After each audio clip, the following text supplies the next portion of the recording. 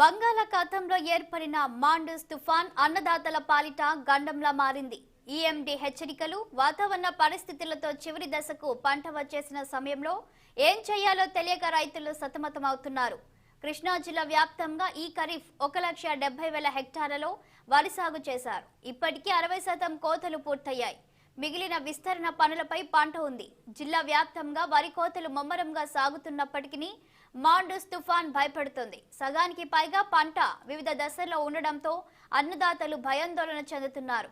వర్షాలు కురిసే అవకాశం ఉందన్న హెచ్చరికలతో పంట కుప్పలు, రోడ్లపై ఉన్న ధాన్యం కాపాడుకునేందుకు అష్టకష్టాలు పడుతున్నారు. తడిగా ఉన్న ధాన్యం తీసుకెళ్తే మద్దతు ధర దక్కడం లేదని, ఇదే అనువుగా చేసుకుని బేరగాలు ధాన్యాన్ని తక్కువ రేట్లకు దోచేయాలని చేస్తున్నారని రైతాంగం ఆవేదన వ్యక్తం చేస్తుంది. వాయుగండంతో నష్టం సంభవించే అవకాశాలున్నాయని రైతులు వాపోతున్నారు.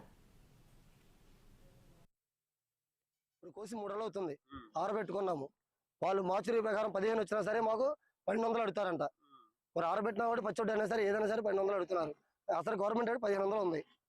ఆ తుఫాన్ కంగారులో మేము ఎంతవరకు చేద్దాం ఉద్దేశం ఉన్నా కూడా మరి అంత శాంతంగా 15,000 రూపాయలు లాస్ అవ్వడం కదండి. మరి గవర్నమెంట్ ఏదో చర్య తీసుకొని మనం ముందు నడిపించాలని కోరుకుంటున్నాం. 1200 అడుగుతున్నారు గవర్నమెంట్. మామూలుగా బేరగాళ్ళు వచ్చేవాడికి బేరగాళ్ళు 1200 అడుగుతున్నారు. గవర్నమెంట్ ప్రకారం రేట్ 1500 ఉందండి. అది మరి రైతు నష్టపోవడం వరకు కంపల్సరీ నష్టపోతానండి. ఏదో ఎంతవరకు దొరికిద్దని ఖర్చులు కూడా వస్తాయనే ఉద్దేశంతో మేము రోడ్డు పోసుకున్నాం. సంఘం అండి, వాతావరణం బాగుంటలేదు కానీ పట్టేస్తున్నాం, తడియో పొడి ఎక్కేస్తున్నాం. మరి రేటో గిట్టుబాటు లేదు. మరి ఏం చేస్తాం, తడిసిపోయి తుఫాన్ అంటున్నారు కదా, తడిసిపోయి ఇట్లా అంటున్నాం. మా బాధలు వచ్చి తొందరగా కోసామండి. మిషన్తో కోసి పట్టేస్తున్నాం. మరి ఆరబెట్టుకున్న సోటీ లేదు. మరి ఏం చేస్తారు, ఆరబెట్టుకున్నాకేమో